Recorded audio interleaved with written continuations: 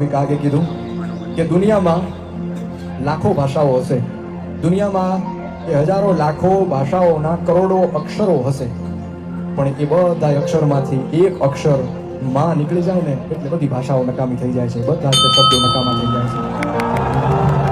કોઈ કન્હૈયાનું ભક્ત હોય, કૃષ્ણનું ભક્ત હોય તો એને ત્રણ અક્ષર તો બોલવા જ પડે, ત્યારે ભગવાન આવી ઊભો રહે કન્હૈયા કન્હૈયા બોલે ત્યાં ત્રીજો અક્ષર પતે નો પતે ત્યાં ભગવાન પોતે આવીને ઊભો રહી જાય, પણ એને ત્રણ અક્ષર તો બોલવા પડે। કોઈ ભગવાન રામનું ભક્ત હોય તો એને બે અક્ષર બોલવા પડે, રામ। એ રા ને મ પૂરો થાય નો થાય ત્યાં ભગવાન રામ એની વારે આવીને ઉભા રે ઉભા રે ઉભા રે, એમાં શંકા નથી। પણ દુનિયાનો કોઈ એકાક્ષરી મંત્ર હોય ને તો એ કેવળ માં છે કે જે માં શબ્દ મોઢામાંથી નીકળે ને એની પહેલા માં આવીને ઊભી હોય કે મારા દીકરાને શું થયું, મારી દીકરીને શું થયું, હે બાપ, કોઈ દુઃખની આડી ઊભી રહી જાય।